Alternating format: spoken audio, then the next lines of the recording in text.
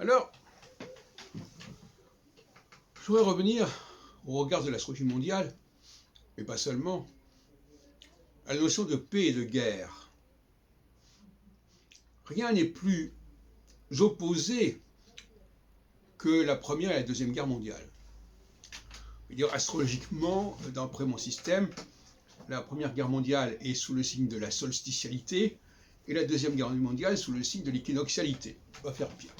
Donc il y a un carré, en quelque sorte, au sens astrologique du terme, entre ces deux guerres, puisqu'il y a un carré entre l'équinoxe et le solstice. Toujours. Entre Bélier et Cancer, entre Capricorne et Balance, etc. Donc là où il faut faire très attention, ne pas être prisonnier des représentations populaires qui traînent. Il faut creuser un peu plus les choses. Ce que n'a pas fait André Barbeau suffisamment. Il s'en est tenu à des dires, à des étiquettes comme ça qui ont été collées sur les événements, mais ça ne va pas très loin. La notion de paix, par exemple, est une notion extrêmement complexe. On parle d'ailleurs de la Pax Romana, mais on pourrait parler aussi de la Pax nazie.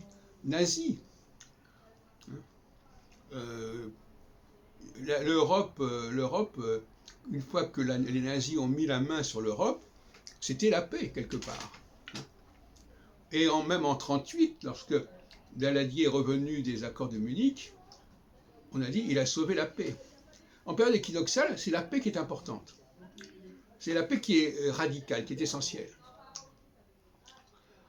Et donc, dire que la Seconde Guerre mondiale était une guerre, c'est une façon de parler, parce qu'en réalité, il y a eu très peu de résistance, jusqu'en 1944. Pourquoi ? Pas tellement parce que les nazis étaient les plus forts, mais aussi parce que les populations ne souhaitaient pas s'évertuer à résister, à combattre. Elles n'en voyaient pas vraiment la portée. Et d'ailleurs, on l'a vu quelques années plus tard, à partir de 51-57, à quel point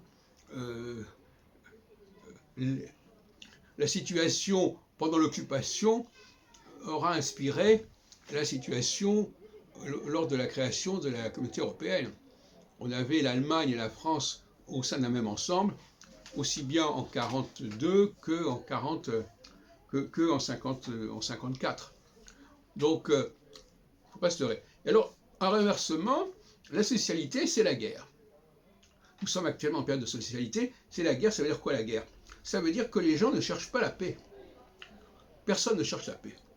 Et les Américains ne cherchent pas forcément la paix non plus, la France non plus. D'où ce phénomène. Par exemple, si on était en période équinoxiale, les choses se passeraient très très différemment. Très différemment. Et d'ailleurs, elles se passeront différemment dans quelques années, parce que Saturne sera passé à nouveau en phase équinoxiale à partir de la fin de 2025, 2026. Donc, les solidarités, c'est la guerre, c'est l'affrontement, c'est le refus de coopération, le refus de collaboration, alors que l'équinoxialité, pour employer ce mot collaboration qui a été très utilisé pendant l'occupation allemande, ne fait pas problème. De même qu'en Israël, en 67-68, en période équinoxiale, les Arabes coopéraient assez facilement. Moi, j'ai vécu à Jérusalem à ce moment-là, il n'y avait pas de problème majeur. C'est après qu'il y a eu les phénomènes de l'intifada, etc.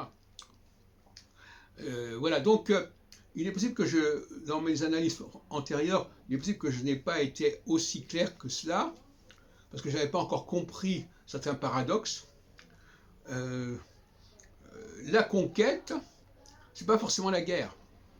Il y a des conquêtes qui se font avec la guerre, et des conquêtes qui se font sans la guerre. De même que, par exemple, dans la colonisation, il y a eu des périodes où la colonisation s'est imposée par la force des armes, et dans d'autres cas, même s'il y a eu à quelque part une guerre, elle s'est terminée très rapidement par une forme de coopération.